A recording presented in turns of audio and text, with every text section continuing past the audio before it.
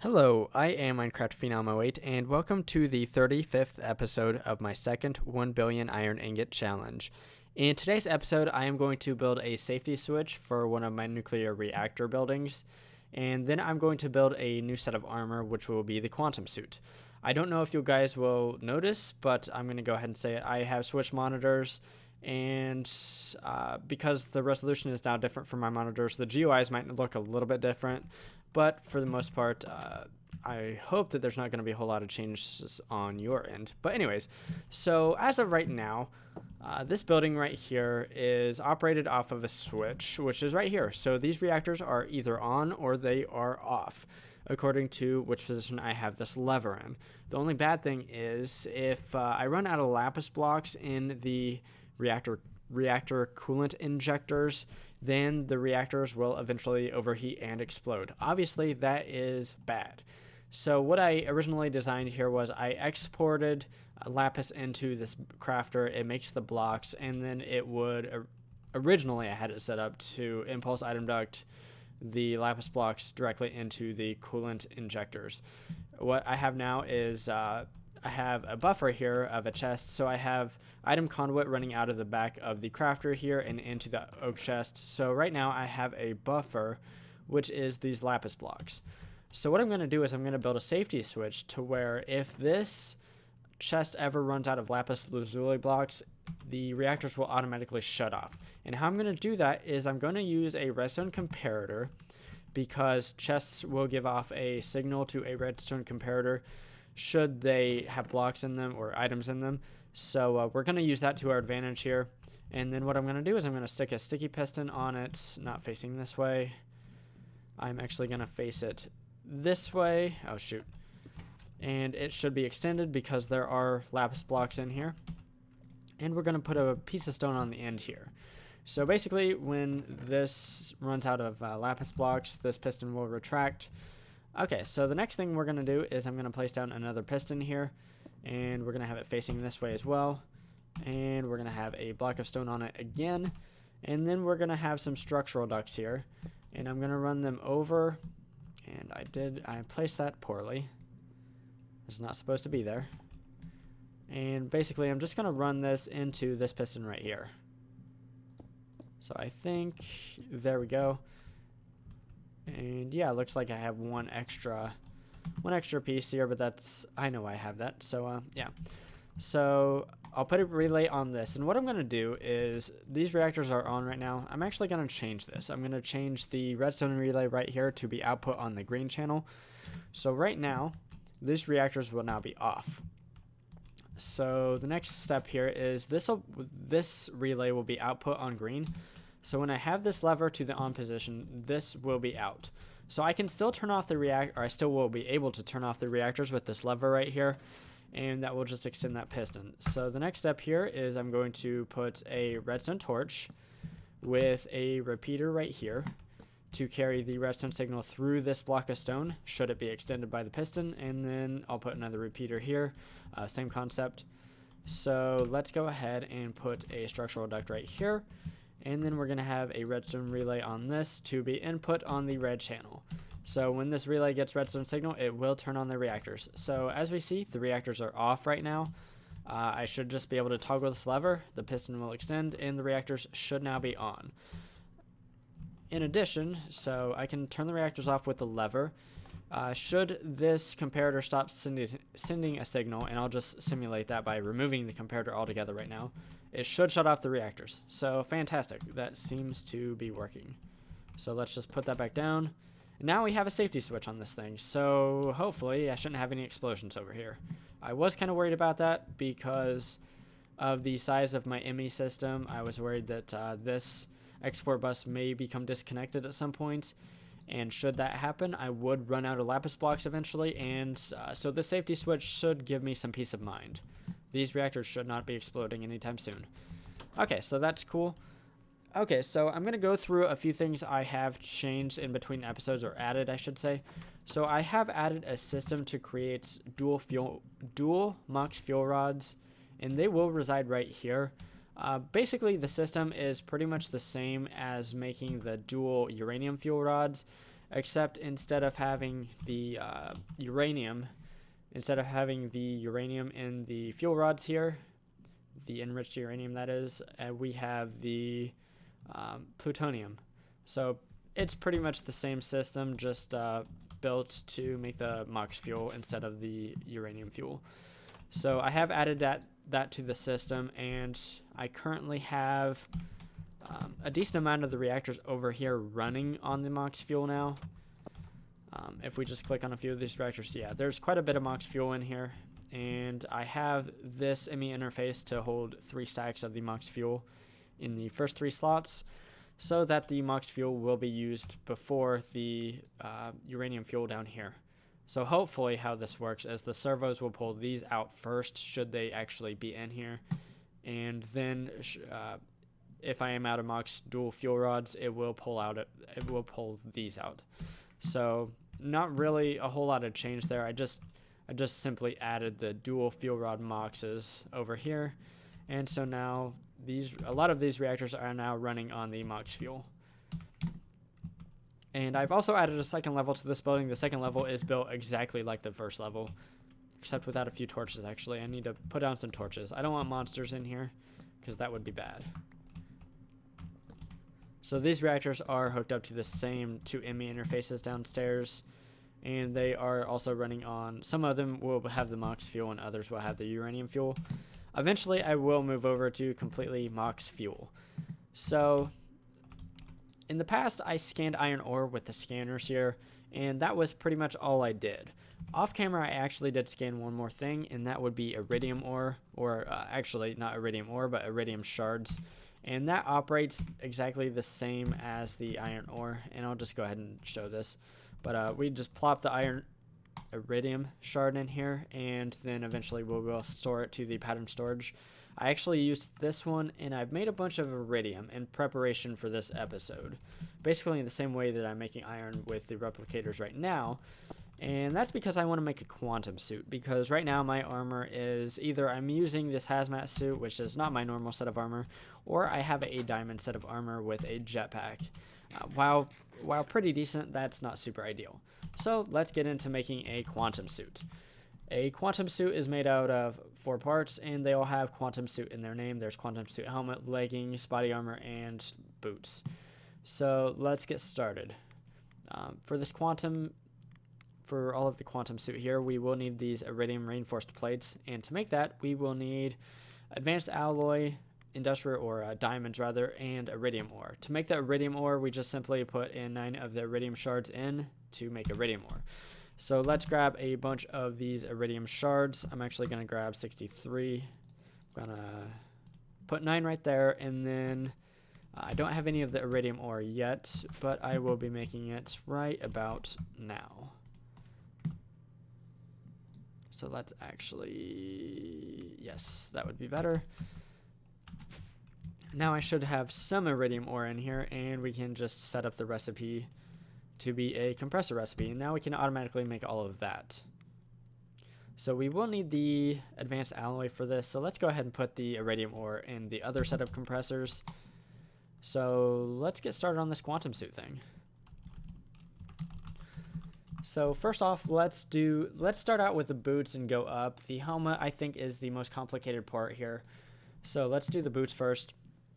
We will need a nanosuit set of boots, and I totally forgot about all the carbon plates I'm going to need for the nanosuit, because the nanosuit is made before the quantum suit can be made. So let's grab a bunch of energy crystals, because I will be needing an energy crystal. Actually, I think I might need 2 for the body armor portion, but okay, so that's let's just do the nanosuit first. I think the nanosuit is actually pretty easy to build for the most part, except for maybe the goggles. So let's do the leggings next, and then the body armor. And the nanosuit's actually a pretty good suit of armor as well. It's not quite as good as the quantum suit though. So what am I missing for the night vision goggles? Advanced heat reactor, or advanced heat exchangers. So I don't know how to make lapis plates yet. but I should be able to teach my system. So compactor or a compressor. Let's do a compressor recipe. Let's get our crushed lapis. I thought I had crushed lapis. Okay, I do. It's lapis lazuli, does not crush lapis. Okay, so to make the plate, I believe it's just a simple pattern of a 1-to-1 ratio here in a compressor. I could also use a compactor. And you know what? I actually might set the recipe to be for the compactors, and I probably will. So let's find the compactors here.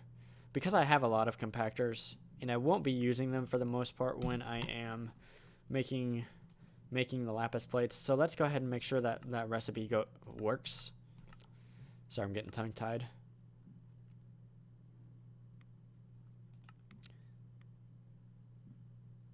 And no, it's not working. So what did I mess up? Okay, lapis lazuli plate. Compact. Oh, derp. Okay, so, yeah. Recipe's a little bit different. So I'm going to have to change that out.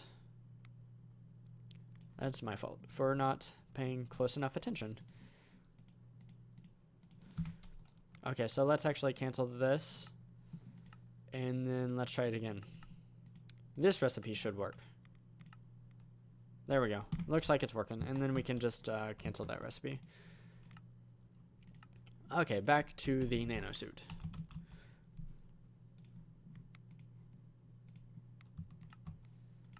Cool. And then I actually want to keep all the nanosuit stuff together and the QuantumSuit stuff together as well. I just like it aesthetically for my ME interface there. Okay, so do we have everything for that? Cool, I do. I didn't think I did. So this is the night vision goggles. Let's go ahead and put that like right there. And then that should be that. So now what I'm going to do is I'm actually going to craft each one of the nanosuit components. And yeah, let's go ahead and do that. It shouldn't take too long. The carbon plates might take a little while, but that's okay. So I think I got one of each crafting. Okay, so what I'm going to do now is I'm just going to simply wait on those to craft up, and once those are done, I will be right back. Okay, now all of the nanosuit components are made. Let's move on to the QuantumSuit. And this is a really nice set of armor. It will be pretty fantastic for me. So I don't actually have these iridium reinforced plates automated yet, so let's go ahead and do that. And actually, I need to tell my system to make 10 of these because I know that's how many I will need for the entire QuantumSuit set. So let's go ahead and actually get those crafting. So there we go. And now let's see here. QuantumSuit. Let's start off at the bottom once again. So that was pretty easy. That was painless. Okay, so for the most part, it looks like this is going to be rather painless. Okay, so I don't have a jetpack automated. Now, this QuantumSuit will allow me to fly, which will be fantastic. I need to automate a bat box. And then I should be able to make the jetpack. I'm about 99% sure I don't have the bat, or didn't have the bat box automated yet. So, okay, what am I missing? I just need to craft a bat box, apparently. Sometimes things don't like being shift-clicked, for whatever reason.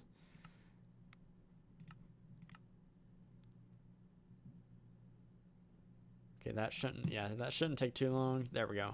Now we have a jetpack. And once again, let's throw that in there, and then we should be able to do the body armor. There we go. So last is the helmet here, and actually I think I have everything. Cool. So it was the nanosuit helmet that was a little bit complicated, but nothing too bad. The night vision goggles obviously were the complicated component there. So now what I'm going to do is I'm going to go ahead and tell my system to craft all that stuff. So actually, let's make sure that this is done first before I go ahead.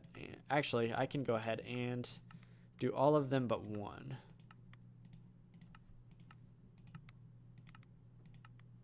Okay, looks like that's done. Okay, so I have the leggings, armor, and helmet, I think.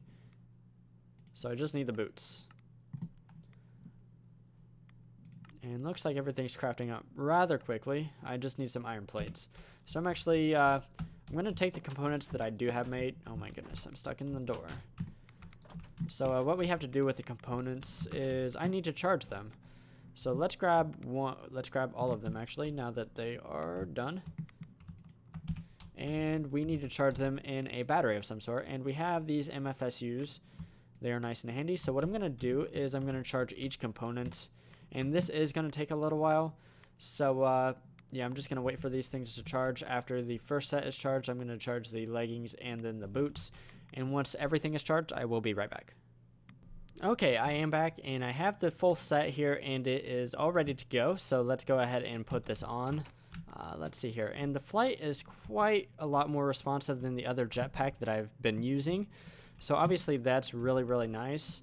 Also, this armor protects against damage very, very well. For example, if I fly way, way up and then I drop, my boots will not allow me to take any damage. They will discharge a little power, but other than that, fantastic. So, yeah, this set of armor is really, really nice, and let me see if I can't do this. I think it looks rather cool. I'm sure some people don't. It's a little bit flashy, but that's okay. I really like it. So one more thing I would like to do in this episode is I would actually like to make a hazmat suit with a jetpack, and that's because I really enjoy my flight. So there's actually a way to be able to do this. So what I'm going to do is I'm going to make an entirely new hazmat suit because this one's a little bit damaged and I don't really want to tack on a jetpack to this thing and then have it, you know, break. So let's just throw that in there. And the way that we need to attach the jetpack is, let's just right click this, a jetpack attachment plate with an electric jetpack. So a jetpack attachment plate is actually not too hard to make. So let's go ahead and make that.